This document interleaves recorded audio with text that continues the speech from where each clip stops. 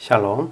Hari ini kita akan renungkan kitab Yehezkiel pasal 13, teksnya ayat 1 sampai 16. Dan sudah dibagi dua paragraf. Paragraf yang pertama ayat 1 sampai 7. Sekalipun nabi-nabi yang bernubuat sesuka hatinya katakan, demikianlah firman Tuhan. Penglihatan mereka menipu dan tuntunan mereka adalah bohong.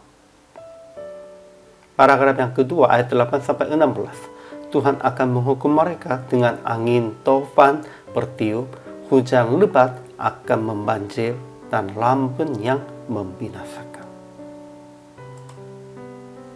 Kesimpulannya, Tuhan memperhatikan mereka, nabi-nabi yang bernubuat sesuka hatinya. Mereka adalah bebal yang mengikuti bisikan hatinya sendiri dan yang tidak melihat sesuatu penglihatan dan seperti anjing hutan di tengah-tengah leluntuannya. Mereka tidak mempertahankan lubang-lubang pada temboknya dan tidak mendirikan tembok sekeliling rumah Israel. Tetapi mereka menyesatkan umatnya dengan mengatakan, damai sejahtera. Tuhan akan menghukum mereka dengan angin topan bertiup, membanjir, dan lambun di dalam amarahnya. Ajaran tentang Allahnya. Pertama, Tuhan berfirman kepada Yehezkiel akan bernubuat melawan nabi-nabi Israel yang bernubuat sesuka hatinya saja. Sebab mereka mengatakan kata-kata dusta dan melihat perkara-perkara bohong. Tuhan akan menjadi lawan mereka. Kedua, Tuhan akan menghukum nabi-nabi yang bernubuat sesuka hatinya saja. Dengan angin topan bertiup, hujan lebat akan membanjir, dan lambun yang membinasakan, sampai dilunturkan tembok kota yang mereka kafir itu, dan mereka akan tewas di dalamnya. Ajaran tentang manusianya. Pertama, Yehezkiel bernubuat tentang nabi-nabi yang bernubuat sesuka hatinya saja dan melawan mereka sesuai dengan firman Tuhan. Memang sekarang juga ada hamba Tuhan yang menjelaskan dengan kehendak Tuhan, juga ada menjelaskan dengan sesuka hatinya dan sesuka orang-orangnya. Kita tidak boleh menjadi hamba Tuhan yang menjelaskan dan mengkhotbah sesuka hatinya sendiri atau sesukanya orang-orang. Kita harus mengkhotbah dan menjelaskan tentang firman sesuai dengan rencana Tuhan, kehendak Tuhan. Kedua, nabi-nabi yang bernubuat sesuka hatinya saja. Mereka adalah nabi-nabi yang bebal, yang mengikuti bisikan hatinya sendiri dan yang tidak melihat sesuatu penglihatan.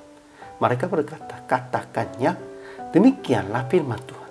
Tetapi penglihatan mereka menipu dan tuntunan mereka adalah bohong.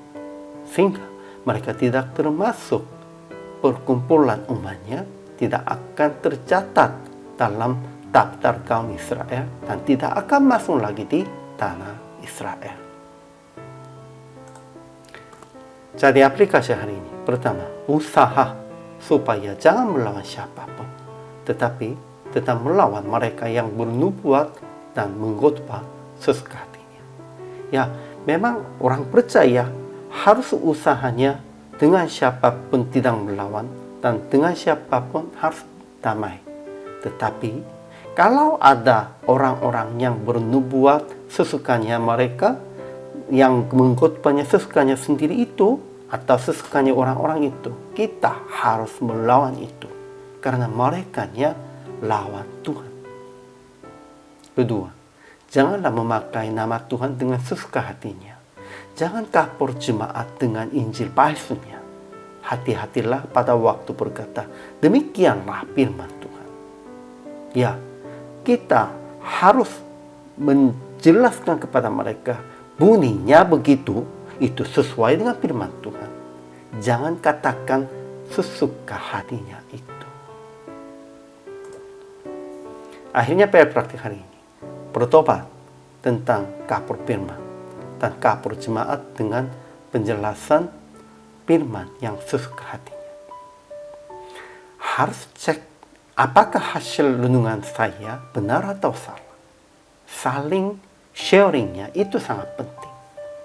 Kemudian, tetap memberitakan dan melakukan sesuai dengan hasil renungan hari ini. Kalau sudah itu sesuai dengan kehendak Tuhan, jangan tunda melakukan untuk orang-orang dengan kebaikan. Inilah hamba Tuhan dan orang percaya. Hari ini juga selama melayani, Tuhan Yesus memberkati.